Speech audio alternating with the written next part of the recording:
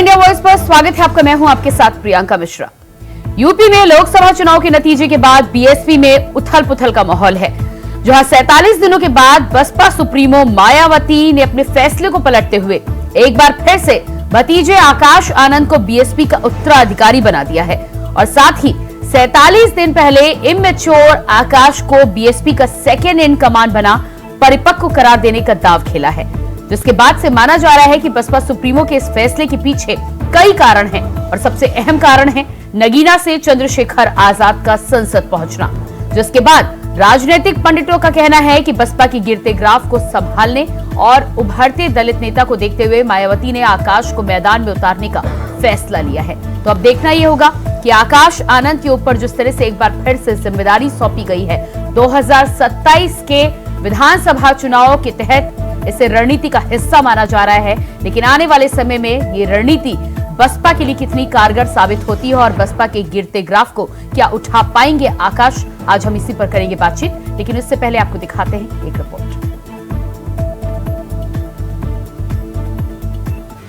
उत्तर प्रदेश की सत्ता से बेदखल होने और चुनाव दर चुनाव बसपा के गिरते ग्राफ को देखते हुए आखिरकार बसपा सुप्रीमो मायावती ने एक बार फिर से 47 दिनों के भीतर ही भतीजे आकाश आनंद को बसपा की कमान सौंपने का फैसला ले लिया है। मजे की बात यह है कि जिस आकाश आनंद को मायावती ने 47 दिन पहले इनमेच्योर परिपक्व नहीं माना था, अब वही मायावती चुनाव के ठीक बाद आकाश को परिपक्व मान रही हैं। उन्हें बसपा में सेकंड इन कमांड की भूमिका में ला रही हैं, यानी नेशनल कोऑर्डिनेटर पद की कमान एक बार फिर से आकाश के हाथ है। आपको बता दें कि इस फैसले के पीछे की असली कहानी क्या है। दरअसल चुनाव दर चुनाव बीएसपी का गिरता ग्राफ मायावती को परेशान कर रहा है। कभी 2007 के वक्त यूपी में करीब 31% के आसपास वोट वाली बहुजन समाज पार्टी ने सरकार बनाई, लेकिन आज वो महज 9.5% के वोट बैंक तक पहुंच चुकी है और पार्टी के गठन के ठीक बाद 1991 में करीब 8.5% वोट शेयर के 4 दशक के बाद 2024 के लोकसभा चुनाव में ये बीएसपी का सबसे खराब प्रदर्शन रहा।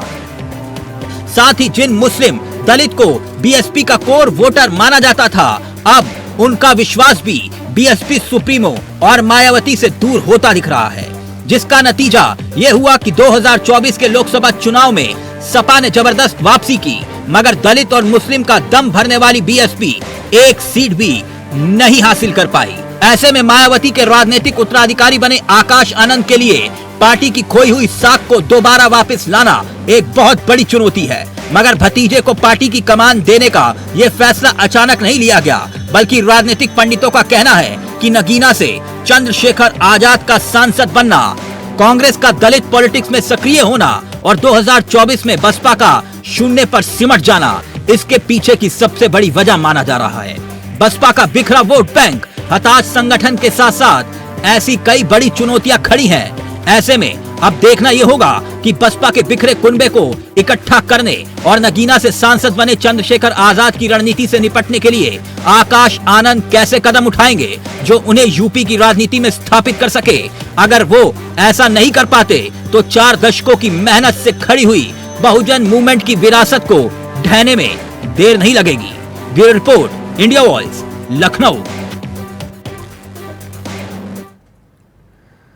तो बसपा के गिरते ग्राफ को संवारने और उठाने के लिए एक बार फिर से आकाश आनंद के कंधों पर बसपा सुप्रीमो मायावती ने जिम्मेदारी तो दे दी है, लेकिन जितनी बड़ी ये चुनौती है उससे निपटने के लिए आने वाले समय में आकाश आनंद किस तरह की रणनीति के साथ आगे आते हैं और किस तरह से बसपा को एक बार फिर से यूपी के साथ ही साथ पूरे देश में सक्रिय कर जनता के बीच पैठ बनाने में सफल हो पाती है, ये बड़ा सवाल है। इसका जवाब तो आने वाला भविष्य बताएगा, लेकिन इस पर चर्चा आज हम करेंगे। हमारे साथ अशोक तिवारी जी, सपा प्रवक्ता, जुड़ चुके हैं, बहुत स्वागत है आपका।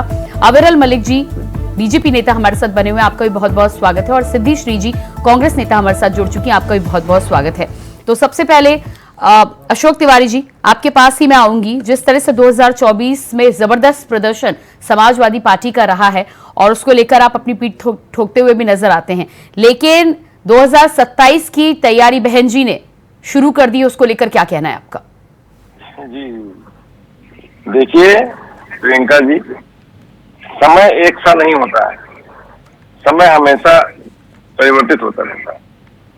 एक समय था बहन जी का भी, अब जो समय है, इस समय जो पिछले चुनाव में जिस तरह से भारतीय जनता पार्टी दलितों का हक मार रही थी, उन्हें जो है बेसहारा कर रही थी, और उनकी लड़ाई लड़ने के लिए पीडीए करारा देते हुए हमारे राष्ट्रीय अध्यक्ष माननीय अखिलेश यादव जी आगे आए और उन्होंने उन्हें सहारा दिया, उनकी लड़ाई बढ़ करके लड़ने की लड़े। और सच्चाई है कि उन्होंने हमें वोट भी दिया, दलितों का बहुत बड़ा वोट बैंक हमारे पास आया। और ये समझ लीजिए कि हमें चुनाव में दिखा दिया, और उत्तर प्रदेश में दलितों ने यह दिखा दिया कि अगर उनका हक मारा जाएगा तो वो किसी भी सरकार को रोक देंगे। 240 पर रोक दिया उन्होंने। आज उत्तर प्रदेश में हमें दलितों का वोट, पिछड़ों का वोट, सर्व समाज का वोट, अल्पसंख्यकों का वोट भारी संख्या में मिला है, जिसकी वजह से हमने चुनाव में कामयाबी प्राप्त की है। सच्चाई है बहन जी, अब लाख यत्न कर ले, लेकिन चिड़िया चुग गई खेत। अब जब वो सत्ता से लड़ ही नहीं पा रही है, संघर्ष के रास्ते से हट गई है, दलितों का हक हकों की लड़ाई नहीं लड़ पा रही है, ऐसी स्थिति में दलित वर्ग इस समय राष्ट्रीय अध्यक्ष अखिलेश यादव जी के साथ कंधे से कंधा मिला के खड़ा है उत्तर प्रदेश का। तो इसका मतलब आप ये कहना चाहते हैं कि आकाश आनंद को जो जिम्मेदारी दी गई है, आकाश आनंद कोई खास कमाल नहीं कर पाएंगे, आप ये मानते हैं? आकाश आनंद क्या करेंगे, ये उनका पार्टी का अंदरूनी विषय है, इस पर हम कोई टिप्पणी नहीं करेंगे। वो किसे भी बना दें, आकाश आनंद को बना दें, किसी को बना दें, ये बहन जी का अधिकार है। अब जब बसपा हाशिए पे है, बसपा की तरफ वोटर है नहीं, तो हम उस पर क्या कहेंगे आगे? अच्छा, अविरल मलिक जी, अविरल मलिक जी, मेरी आवाज आप तक पहुंच पा रही है? जी बिल्कुल स्पष्ट आवाज आ रही है आपकी। जी अविरल मलिक जी, बहन जी ने जिस तरह से एक बार फिर से 47 दिनों के बाद आकाश आनंद को अपना उत्तराधिकारी घोषित किया है, साथ ही साथ नेशनल कोऑर्डिनेटर बना दिया है, जबकि 47 दिनों पहले जब भारतीय जनता पार्टी के खिलाफ उन्होंने कुछ बोला था तो उन्हें इमैच्योर करार दिया गया था। इस फैसले पर आपका क्या कहना है? एक बार फिर से बसपा को संवारने और सजाने के लिए आकाश आनंद को जिम्मेदारी दी गई है, और तेवर आप आकाश आनंद के पहले ही देख चुके हैं। जी देखिए, बहुजन समाज पार्टी का अंदरूनी विषय है, उनके पार्टी का अंदर का मामला है कि किसको क्या पद दिया जाता है, किस पद से हटा दिया जाता है। लेकिन जहां तक बात है, जिस प्रकार से इंडी गठबंधन की बात कर ली जाए या बसपा की बात कर ली जाए या अन्य विपक्षी दलों की बात कर ली जाए, तो ये परिवारवाद के आधार पर चलने वाले लोग हैं, जातिवाद के आधार पर चलने वाले लोग हैं। यही फर्क है भारतीय जनता पार्टी में और अन्य राजनीतिक दलों में, जो जमीन और आसमान का अंतर पैदा करता है भाजपा में और अन्य राजनीतिक दलों में। चाहे वो कांग्रेस की बात कर ली जाए, समाजवादी पार्टी की बात कर ली जाए, बसपा की बात कर ली जाए, टीएमसी की बात कर ली जाए, या फिर बात कर ली जाए नेशनल कॉन्फ्रेंस की, किसी भी पार्टी की बात कर ली जाए, शरद पवार जी की बात कर ली जाए, शरद पवार जी के बाद कौन है? सुप्रिया सुले। तो इसी प्रकार से ये लोग परिवारवादी लोग हैं, ये परिवारवाद के आधार पर आगे बढ़ने का कार्य करते हैं, आगे बढ़ने का प्रयास करते हैं। लेकिन जनता इस बात को समझती है और जनता समझदार है, जनता परिवारवाद नहीं। लेकिन अविरल मलिक जी, अब अगर आप परिवारवाद की बात करते हैं, आपके साथ एनडीए में तमाम घटक दल ऐसे हैं जो परिवारवाद को आगे बढ़ावा देते हैं, उनकी पार्टी के साथ भी उनका परिवारवाद आगे चलेगा, तो फिर आप कुछ लोग तो आपके साथ घटक दल में शामिल हैं और उसके बाद आप तमाम पार्टियों पर परिवारवाद की बात करते हैं। जी देखिए, इसमें बड़ा फर्क है, देखने में बड़ा फर्क है, नजरिए में बड़ा फर्क है, और किस प्रकार से एक व्यक्ति है जो टिकटार्थी के रूप में टिकट लेने का प्रयास करता है, टिकट लेना चाहता है, वो किसी नेता का बेटा हो सकता है, बेटी हो सकती है, उसमें कोई किसी प्रकार का फर्क नहीं है। लेकिन जहां तक बात है शीर्ष नेतृत्व की, डिसीजन मेकिंग पार्टी की, डिसीजन मेकिंग अथॉरिटी इन सारी पार्टियों में कौन है? वो परिवारवाद के आधार पर तय होती है। लेकिन भारतीय जनता पार्टी दलों में सुभाषपा की बात कर ले, निषाद पार्टी की बात कर ले, या अपना दल की बात कर ले, या फिर आरएलडी अब आपके साथ आ चुके आरएलडी की बात कर ले, आपको क्या लगता है कौन निर्णायक भूमिका में रहेगा इन पार्टियों में? जी कम से कम ये लोग मेहनत कर रहे हैं, जमीन पर जा रहे हैं, लोगों के बीच में। जी देखिए, लोगों से संपर्क साध रहे हैं, लोगों से मिल रहे हैं, ग्राउंड लेवल पर कार्य कर रहे हैं, लोगों की बात सुन रहे हैं। और जहां तक बात है समाजवादी पार्टी की, तो अशोक तिवारी जी यहाँ पर मौजूद है। ऐसे में अविरल मलिक जी, मेहनत तो आकाश आनंद को भी करनी पड़ेगी, क्योंकि जिस समय में उन्हें पार्टी की कमान दी गई है, आप देख पा रहे हैं यहाँ पर वोट प्रतिशत की हम बात करें तो 9% से पार्टी की शुरुआत हुई थी और आज 2024 में एक बार फिर से वो 9% तक आकर दरक चुकी है। ऐसे में अगर पार्टी उठाने में आकाश आनंद अपनी भूमिका अदा करते तो ये साफ है कि ये उनकी मेहनत रंग लाएगी। जी बिल्कुल, देखिए बहुजन समाज पार्टी का अपना एक अलग वोट बैंक है, इस बात को कोई नहीं नकार सकता। लेकिन जहां तक बात है बहुजन समाजवादी पार्टी के शासनकाल में क्या हुआ, समाजवादी पार्टी के शासनकाल में क्या हुआ, किस प्रकार से कुशासन देने का कार्य किया गया, किस प्रकार से दंगे होते रहे, किस प्रकार से भ्रष्टाचार को बढ़ावा मिलता रहा, यह एक अलग विषय है। इनके शासनकाल में किसी प्रकार का कोई विकास समाजवादी पार्टी के शासनकाल में नहीं हुआ, ये भी देखने वाली बात है। इस बात को जनता देख रही है, नोट कर रही है और उसी के आधार पर जनता तय करती है कि किस प्रकार से भारतीय जनता पार्टी विकसित भारत की, उत्तर प्रदेश की। चलिए आती हूँ मैं आपके पास में, डॉक्टर अविरल मलिक जी आपके पास में आती हूँ। हमारे साथ दलित चिंतक विद्या गौतम जी भी जुड़ चुकी हैं, सिद्धि श्री जी भी कांग्रेस से हमारे साथ बनी हुई। सिद्धि श्री जी, आकाश आनंद को एक बार फिर से 47 दिनों के बाद जिम्मेदारी दी गई है और इसके पीछे राजनीतिक पंडितों का ये मानना है कि एक बड़ी वजह ये भी माना जा रहा है, समाजवादी पार्टी ने तो बेहतरीन प्रदर्शन किया है लेकिन कांग्रेस ने भी जिस तरह से प्रदर्शन लोकसभा चुनाव में खासतौर से उत्तर प्रदेश में किया है, माना जा रहा है कि दलित वोट बैंक आपके लिए भी एक टारगेट रहा है और उस दिशा में आप भी काम कर रहे हैं। इसको भी मायावती के फैसले के पीछे की एक वजह माना जा रहा है, क्या कहना है इस पर आपका? देखिए, उत्तर प्रदेश में डबल इंजन की सरकार रही और भी बहुत से राज्यों में है डबल इंजन की। इस समय में दलित को इतना ज्यादा दुर्व्यवहार हुआ, अत्याचार हुआ, महिलाओं के साथ रेप हुए, बलात्कार हुए, हत्या हुई है। उसके बाद जब चुनाव का समय आया, ये सब तो दलित समाज झेलता रहा। चुनाव के समय में जब भारतीय जनता पार्टी के मंत्री और जो कार्यकर्ता रहे हैं, जो नेता रहे, उन्होंने 400 पार की गुहार लगाई कि 400 पार दे दीजिए तो हम जिताइए वोट दे करके तो हम संविधान को बदल देंगे। ये एक अभियान राहुल जी ने देखा और पूरे दलित समाज में जा करके ये अभियान चलाया कि हम लोग ने भी जा करके ये अभियान चलाया कि संविधान हटेगा तो हमारे पास बचेगा क्या। दलित समाज क्रोधित हुआ, आक्रोशित हुआ और वो इसका परिणाम आपने गठबंधन की सरकार में देख लिया, चाहे ये हो या हमारे साथ का। तो इस प्रकार का यदि हालात रहेंगे तो मायावती जी को, बहन जी को सचेत होना पड़ा। उनको लगा कि उनका तो बहुत बड़ा खेमा चला जा रहा है, वो पूरा जो अब मसीहा बनी हुई थी वो सब उनके हाथ से खिंच जाएगा। तो उनका ये इंटरनल मामला है कि वो आकाश आनंद को पूरा प्रभारी बनाया, जो भी थे उन्होंने उनकी हैसियत देख ली। अभी जिस जगह चंद्रशेखर आजाद जीते हैं तो वहां पे इन्होंने काफी भाषणबाजी करी लेकिन तब भी वो नहीं हो पाए। अब ये उनका अंदरूनी मामला है कि वो किस तरह से। ठीक है, आती हूँ मैं आपके साथ। हमारे साथ विद्या गौतम जी भी दलित चिंतक बनी हुई है। विद्या जी, क्या लगता है आपको बीएसपी को लेकर, जिस तरह से आपकी राय हमेशा रहती है और ऐसे में आप कई फैसलों पर सवाल उठा रही थी चुनाव के समय भी, अब मायावती ने आकाश आनंद को एक बार फिर से जिम्मेदारी सौंपी है। 47 दिनों पहले जिम्मेदारी दी गई थी, फिर ले ली गई, अब एक बार फिर से सौंपी गई है। क्या लगता है आपको, कैसा फैसला है ये?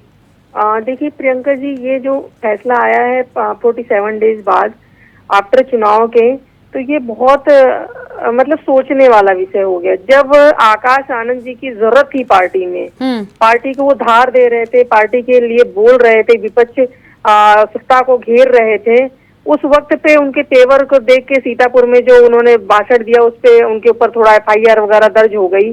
तो ऐसा सोच के देख के उनको साइलेंट कर दिया गया कि अनमेच्योर्ड हैं, ये सारी बातें के राष्ट्रीय सुप्रीमो मायावती जी ने, बहन जी ने ऐसे इस तरह कहा कि ये इनको जब मेच्योर हो जाएंगे तब राजनीति में लाएंगे। अब सवाल फिर वही उठ गया कि क्या वो 40-45 दिनों में वो मेच्योर हो गए हैं क्या? सबसे बड़ा सवाल है। आप एक राष्ट्रीय लीडर हैं, आयरन लेडी हैं, आप अपने ही फैसले को एक बार ये तो एक बार वो, ये सोचने का विषय है। लेकिन कहते हैं राजनीति में बहुत सारी चीजें होती हैं, तो हो सकता है इनका कोई ऐसा मामला हो जिसको राजनीतिक नजरिए से देखा जा रहा हो। लेकिन जिस वक्त बसपा पार्टी को आनंद जी की जरूरत थी तब बहन जी उन्होंने घर बैठा दिया। अब जब चुनाव खत्म हो गया है तो बहन जी उनको लेकर के आ रही कि वो संघर्ष करेंगे, आगे बढ़ेंगे और 9% वोट बैंक रह गया है पार्टी का जी। पार्टी हाशिए पे जा रही है। कल भी बहुत सारे कार्यकर्ताओं का एक सम्मेलन हुआ है लखनऊ में और तो आपका ये मानना है कि अगर 47 दिनों के पहले ये फैसला नहीं लिया गया होता, आकाश आनंद अगर पार्टी की कमान संभाल रहे होते तो बेहतर हो सकता था प्रदर्शन? यस, बिल्कुल, शायद चीजें और बेहतर हो सकती थी और पार्टी का जो जनाधार एकदम गिरा है वो शायद थोड़ा सा रहता और चीजें इतना खराब ना होती, क्योंकि वो बोल रहे थे। ठीक है, आदमी सीखता ही है, आज गलत बोल रहे हैं कल सही भी बोलते हैं, कुछ चीजें हो जाती हैं। तो नतीजे देखने के बाद मायावती ने अपनी गलती सुधारने की कोशिश की है इस फैसले के तहत? ये तो नहीं कह सकते कि उन्होंने गलती सुधारने की कोशिश करी है, लेकिन जमीनी स्तर पे लोगों में जो चर्चा रही है, जो विचारधारा से जुड़े लोग रहे हैं, कि ये बात निकल करके आ रही है कि उनके ऊपर केस ना हो जाए, उन्हें जेल ना भेज दिया जाए, इस तरह की बातें आई, इस वजह से शायद उन्हें घर बैठा दिया गया। तो राजनीति में अगर ऐसा डर दिखाओगे तो राजनीति कभी नहीं कर पाए। तो कफन बांध के सर पे सड़कों पे निकलना पड़ता है, ये सत्ता की लड़ाई है। पहले तलवारों से राजकाज मिलता था, विचारधारा से और वोट बैंक साध के और जनता के बीच में जा करके मिलता, उनके लिए लड़ना मरना पड़ता है। तो ये अगर उनके दिमाग में डर रहा होगा या इस तरह का कुछ सोचा होगा तो शायद मेरे को लगता है ये नहीं, क्योंकि आप भी आप लड़ाई करोगे तो आप किसके लिए, आप भी जनता के लिए आप लड़ाई करोगे ना। तो जनता के लिए लड़ाई करोगे तो आप सत्ता के खिलाफ तो आपको बोलना ही पड़ेगा, और जब सत्ता के खिलाफ बोलोगे तो अभी भी क्या वो मान जाएंगे, FIR तो होगी। तो इससे अच्छे चुनाव के टाइम पे ही उनको धार दे देते तो कम से कम ये वोट बैंक का ये इतना गिरावट ना आती और शायद पार्टी को स्टैंड बना पाती, ले पाती। लेकिन इन सब में इंडिया गठबंधन को बहुत बड़ा लाभ मिला है, और आरक्षण के रूप में, बचाने के रूप में, संविधान बचाने के रूप में, और इसको PDA के रूप में सपा को भी इसका बड़ा लाभ मिला है। और आकाश आनंद का घर बैठना और दोबारा से पुनः क्या इसे इस तरह भी देखा जा सकता है, जिस तरह से आकाश आनंद को बैक सीट पर बिठाया गया चुनाव के दौरान, माना जा रहा था कि जिस तरह से भारतीय जनता पार्टी के खिलाफ, सत्ता के खिलाफ उन्होंने बोला है, और BSP को हमेशा समाजवादी पार्टी और इंडिया गठबंधन BJP की B टीम करार देते हुए नजर आए हैं। क्या इस फैसले पर वो भी प्रभाव आप मानते हैं कि कहीं ना कहीं ये प्रभाव पड़ा था? देखिए, ये इस पे मैं कोई कमेंट ना करूंगी, क्योंकि ये चीजें उचित नहीं होती किसी पार्टी के प्रति इस तरह की बात बोलना। लेकिन हाँ, लोगों में तो ये चर्चा बहुत रही है कि B टीम के रूप में और भाजपा के डर से इस तरह की बातें लोगों में तो है जमीनी स्तर पे। लेकिन क्योंकि पार्टी का अंदरूनी मामला उन्होंने क्या सोच के, लेकिन इस वक्त बनाना, ये इसमें पार्टी को बहुत बड़ा कोई लाभ मिल जाए। हाँ, वो सीखेंगे, काम करेंगे और आगे आकर के कुछ चीजें अच्छी हो जाए।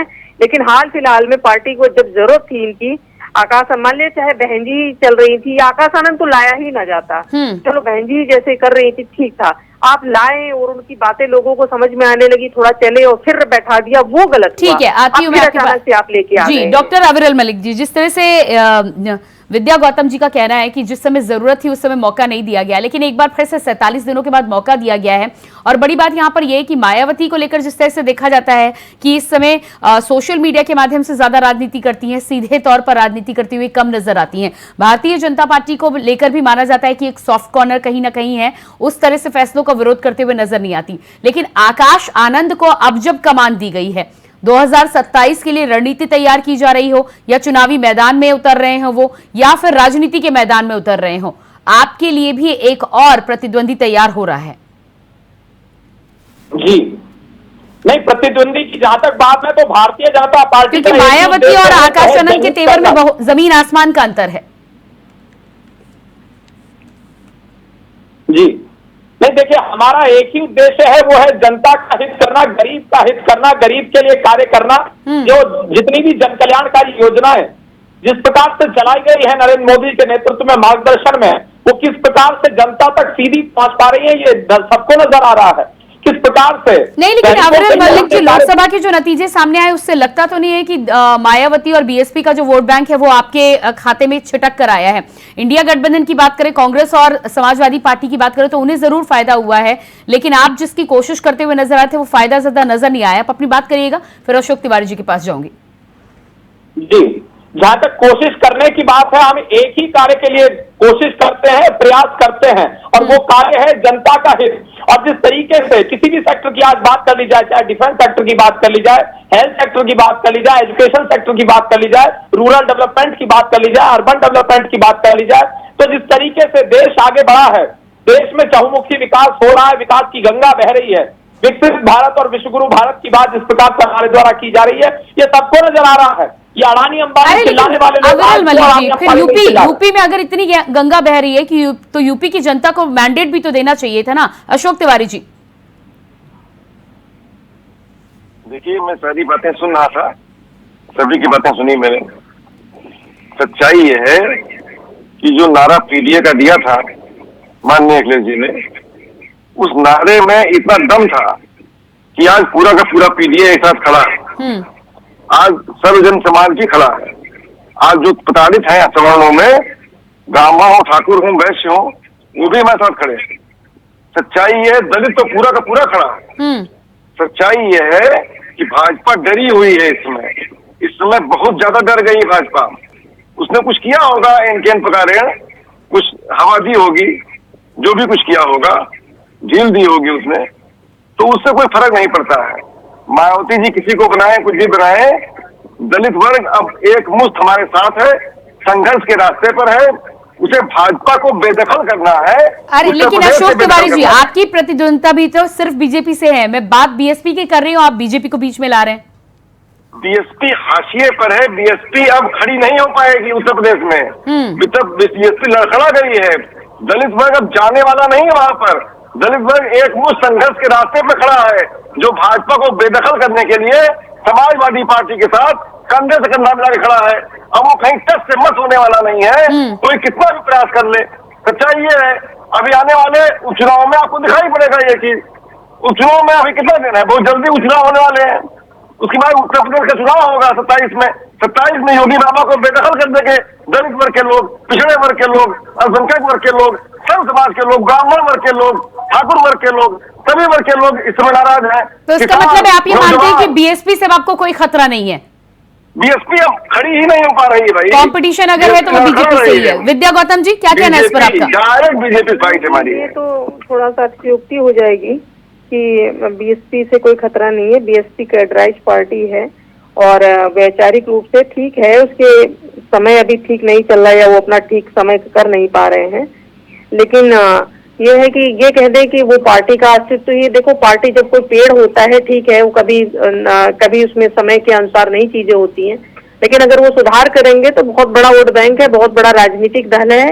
और मैं किसी भी पार्टी पे कमेंट न करके मैं यही कहूंगी कि सपा को अगर पीडीए के माध्यम से वोट मिला है तो समाजवादी पार्टी को बहुत मजबूती से उस वोट बैंक को साधने के लिए भी काम करना पड़ेगा। और बीएसपी की बात फिर आती है बीएसपी को वापस, तो बीएसपी अभी आकाश आनंद जी को समय लगेगा और 27 तक शायद कुछ चीजें दिख पाए। अभी तो हाल फिलहाल में कुछ कहना कि कुछ बदलाव हो जाए तो नहीं। हाँ, जो बाय इलेक्शन है उसमें अगर पार्टी जैसे उत्तराखंड में उनको प्रभारी भी बनाया गया है, अगर वहां कुछ नजर आता है तो उसका कहीं ना कहीं असर दिखेगा। और बाय इलेक्शन के बाद ही अगर पार्टी उतारती है मैदान में प्रत्याशियों को तो शायद कुछ चीजें अगर दिख रही हैं तो अलग आएगा, लेकिन अभी कुछ कह देना तो वो बहुत बड़ी बात हो जाएगी। सिद्धेश्वरी जी, फाइनल कमेंट दीजिएगा।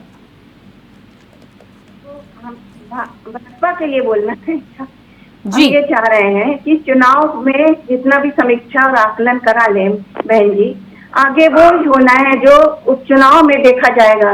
अब उपचुनाव ही अब एक ऐसा है कि उसमें किसकी धरती कितनी बची है। अरे लेकिन सिद्धेश्वरी जी, राजनीति के खेल को तो आप खूब समझती हैं। आपने खुद पिछले चुनावी नतीजों के आधार पर अगर 2024 के नतीजे देखे जाए तो आपने खुद देखा है कि कांग्रेस ने कितना परिवर्तन किया है। तो जब कांग्रेस परिवर्तन कर सकती है तो बसपा को आप कैसे नकार सकते? नहीं, बहुत राजनीति में बिल्कुल संभावनाएं होती। हम किसी को नीचे गर्त में जाने की बात कोई नहीं कह रहे हैं। हम कह रहे जो मेहनत करेगा, संघर्ष करेगा, वो आएगा। लेकिन जो जल्दीबाजी, अब कह सकते हैं मायावती जी देर आई दुरुस्त आई, तो वो भी अपना देखें भाई, एक रण है, रण में सभी को आगे उतरना है। लेकिन जो काम राहुल गांधी जी ने एक संविधान रक्षक बन के कहा, जिसका हमें बहुत फायदा हुआ, क्योंकि आरक्षण की बात कहा जाता है बीजेपी की तरफ से कि आरक्षण हटा देंगे, संविधान खत्म कर देंगे, खत्म कर देंगे, तो इससे आक्रोशित जो दलित समाज था वो हमारी तरफ आया है और इस तरह हमें इसका फायदा भी मिला हुआ, पूरे गठबंधन को फायदा। हम आगे उपचुनाव में अब जा रहे हैं तो उसमें भी हम देखेंगे, सब मेहनत करे, सब आए, सबकी अपनी रणनीति है, वो भी आगे आके अपना काम करे। राजनीति में तो किसी को दबाया घटाया नहीं जा सकता। हम बीजेपी वाले नहीं है जो खरीद फरोख्त करें, जो बेकार की बात करें। विद्या गौतम जी, आपके पास आऊंगी। एक बहुत अहम बात यहाँ पर सिद्धेश्वरी जी आती हूँ। बीजेपी में ये कह रहे थे कि यहाँ पे पूरा विश्व गुरु बना दिया है। अब आप देखिए पेपर लीक का मामला, ये जो नौजवानों के भविष्य के साथ खेला किया गया है, धांधली हुई है परीक्षा परिणाम में, तो ये बीजेपी किस तरह से कैसे साधेगी अब इनको सोच रहा है। हाँ, जवाब देना होगा लेकिन अपने मुद्दे पर आते हैं। विद्या गौतम जी, जिस तरह से हम बसपा की बात कर रहे थे और मायावती की बात कर रहे थे, वोट बैंक को लेकर अगर बात की जाए तो 9% से शुरू होकर आज 24 में फिर 9% पर आ गई है। लेकिन इसके पीछे की एक बड़ी वजह यह भी माना जा रहा है 2007 से 9 के बाद में जिस तरह से जनाधार खिसका है, मायावती की राजनीति के स्वरूप का ना बदलना, यानी कि समय के साथ राजनीति तो बदल चुकी है, स्ट्रक्चर बदल चुका है। क्या आपको ऐसा लगता है कि आकाश आनंद अगर जनता के बीच और धरातल पर एक बार फिर से सक्रिय होते हैं तो कहा जरूर जा रहा है कि समय लगेगा, लेकिन कांग्रेस के प्रदर्शन की बात कर लें, समाजवादी प्रदर्शन की बात कर लें, दोनों ही चुनाव में चाहे 22 की बात करें या 24 की बात करें, तो कितनी संभावनाएं आपको नजर आती हैं?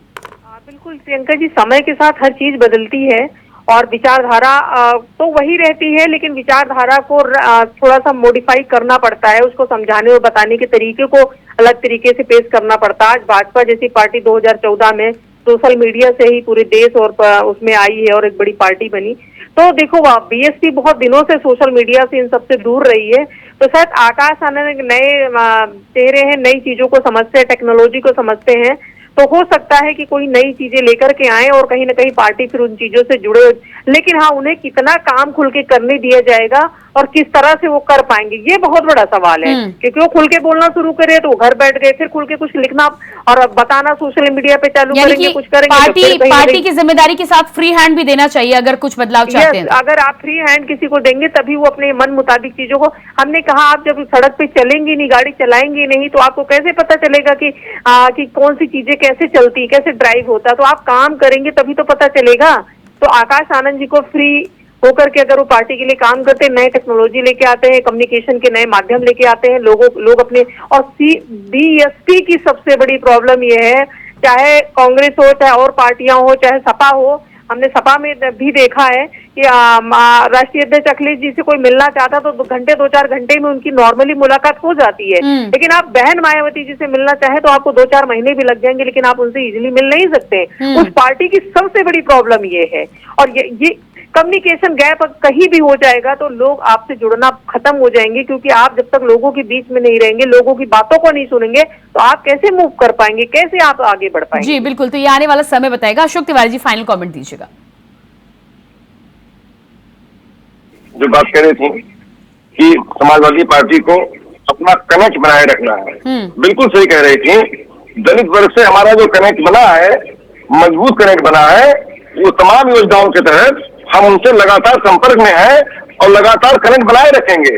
और ये इस संगठन को, पीडीए को बहुत मजबूत फॉर्म में लेकर के चल रहे हैं और आने वाले समय में ये दिखाई पड़ेगा 2027 में हम चुनाव जीतेंगे उत्तर प्रदेश में। हम ये जो संगठन हमारा है पीडीए का, पिछड़ा, दलित, अल्पसंख्यक, अगड़ा भी है, उसमें आधी आबादी भी है और आदिवासी भी है। इस मजबूत संगठन को हम लेके चल रहे हैं, इसमें दलित हमारा प्रमुख चेहरा है, दलित हमारा प्रमुख चेहरा है और उसको लेकर हम चल रहे हैं और मजबूती चलते रहेंगे और आने वाले सभी चुनाव में हम जीतते रहेंगे। और भाजपा को जब तक उखाड़ के फेंक नहीं देंगे तब तक ऐसे निरंतर हमारा कार्य चलता रहेगा। भाजपा सामंतवादी पार्टी है, विरोधी पार्टी है। अशोक तिवारी जी के सवाल का जवाब भी दीजिएगा और फाइनल कमेंट भी दीजिएगा। जी देखिए, कांग्रेस की नेता अभी यहाँ पर कह रही थी, जिस प्रकार से लोकतंत्र की बात कर रही थी, संविधान की रक्षा की बात कर रही थी, तो सबसे पहले इन्हें सोचना चाहिए, समझना चाहिए कि आपातकाल किस पार्टी ने लगाया था और लोकतंत्र का जनाजा निकालने का कार्य किस पार्टी के द्वारा किया गया था।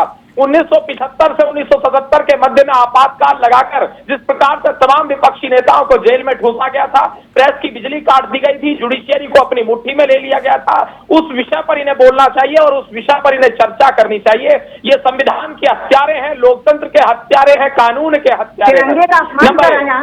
ये सब किसने किया था? आप कभी एक तिरंगा तक नहीं लगा सकते ना? सुन लीजिए, लास्ट कमेंट की बातें करते हैं, आप ये बताइए संविधान को कैसे पैदा करें? कुछ नहीं। अशोक तिवारी जी भारतीय जनता पार्टी के ऊपर आरोप लगा रहे थे, समाजवादी पार्टी के प्रवक्ता, तो इन्हें सबसे पहले इस बात को जानना होगा। ये कह रहे थे दलितों से कनेक्ट स्थापित कर लिया, इन्होंने दलितों से कनेक्ट बिल्कुल स्थापित नहीं किया, लेकिन हाँ, इनका कनेक्ट जरूर था मुजफ्फरनगर दंगे से, समाजवादी पार्टी का कनेक्ट जरूर था अतीक अहमद से, मुख्तार अंसारी से, गायत्री प्रजापति से, घोटालों से, भ्रष्टाचार। चलिए अविरल मलिक जी, समय मेरे पास ज्यादा नहीं है, आपका बहुत बहुत धन्यवाद मैं करना चाहूंगी। अविरल मलिक जी, सिद्धि श्री जी, अशोक तिवारी जी और विद्या गौतम जी, बहुत बहुत धन्यवाद जुड़ने के लिए। तो उत्तर प्रदेश में जिस तरह से बहुजन समाज पार्टी में सुप्रीमो मायावती ने एक बार फिर से भतीजे आकाश आनंद को उत्तराधिकारी घोषित करने के साथ ही साथ नेशनल कोऑर्डिनेटर पद पर भी तैनात किया। अब देखना ये होगा कि 2027 की इसे एक तरह से रणनीति माना जा रहा है और बसपा के गिरते ग्राफ को उठाने का एक जरिया भी माना जा रहा है। लेकिन आकाश आनंद किस तरह का चमत्कार कर पाते हैं, क्या मरती हुई बसपा में एक बार फिर से जान फूंक पाते हैं आकाश आनंद, ये आने वाला वक्त बताएगा। फिलहाल हमारे इस खास कार्यक्रम में इतनी खबरों के लिए बने रहिए इंडिया वॉइस के साथ। मुझे दीजिए इजाजत, नमस्कार।